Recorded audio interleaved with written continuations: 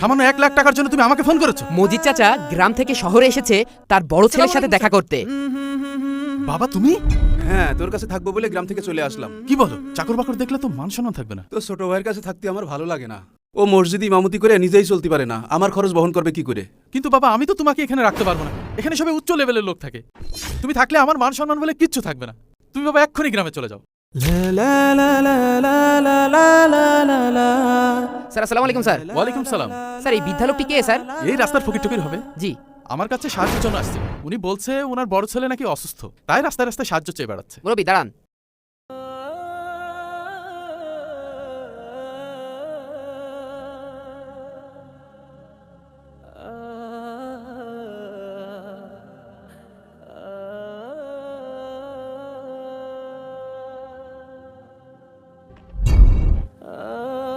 আব্বা, আব্বা, আব্বা, আব্বা, দাঁড়ান আব্বা।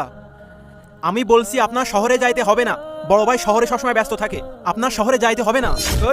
তুই ইমামতি করে কয় টাকা বেতন পাস? তাই দিয়ে তোর সংসারই চলে না। আমি অল্প কয় টাকা বেতন পাইলেও সে টাকায় অনেক বরকত রয়েছে।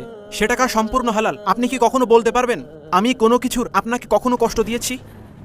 এখন আমার বয়স হয়ে গেছে, ভালো মন্দ খাওয়া জরুরি। তোর কাছে থেকে শাকসবজি খাতে আমার আর ভালো লাগছে না। আমি ঢাকা শহরে বড় ছেলের কাছে যাবো, ভালো মন্দ খাবো, আর ঢাকা শহর ঘুরে দেখবো। বড় ভাই এখন আপনার খোঁজও নেয় না, ফোন করে একবার জিজ্ঞাসা করে না আপনি কেমন আছেন। আমি আপনাকে 3 বার খাইতে না দিতে পারলেও কখনো আপনাকে না খাইয়ে রাখছি না। তাহলে আপনার ঢাকায় যাওয়ার কি দরকার? আমার ডাইল ভাত খাতে এখন আর ভালো লাগে না। আমি ঢাকা শহরে আমার ইঞ্জিনিয়ার ছেলের কাছে যাবো, যে মাছ গোস্ত খাবো। আব্বা আমার কথাটা শোনেন, মৃত্যুর আগ মুহূর্ত পর্যন্ত আমি আপনার খেদমত করতে চাই। পিতামাতার খেদমত করা তো ভাগ্যের ব্যাপার। আমার একটা কথা শোনেন, আপনি ঢাকায় যায় না, আমার কাছেই থেকে যান। না, আমি আমার বড় ছেলের কাছেই থাকবো।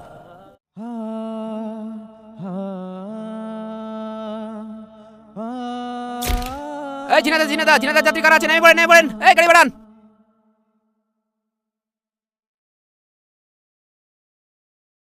তুমি না কাল ঢাকায় গেলে, বললে তুমি তোমার ইঞ্জিনিয়ার ছেলের কাছে থাকবে, তা চলে আসলে কেন? হ্যাঁ, ঢাকায় গেলাম, সে কি অবস্থা।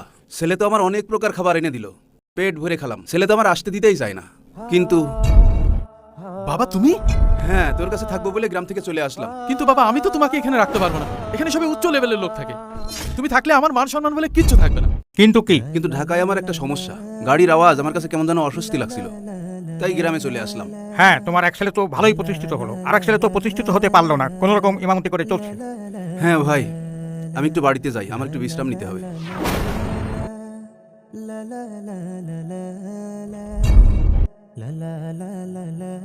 কি হয়েছে তোমার?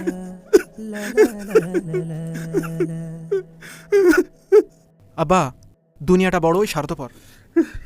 আর দুনিয়ার নিয়ম হচ্ছে কেউ কাউকে ভালোবাসলে অবহেলা শিকার হতে হয়। আমি জ্ঞান অর্জন করে শিখেছি পিতামাতার মর্যাদা, আর আপনি বড় ভাইকে জ্ঞান অর্জনের মাধ্যমে শিখিয়েছেন টাকাও দুনিয়ার মর্যাদা।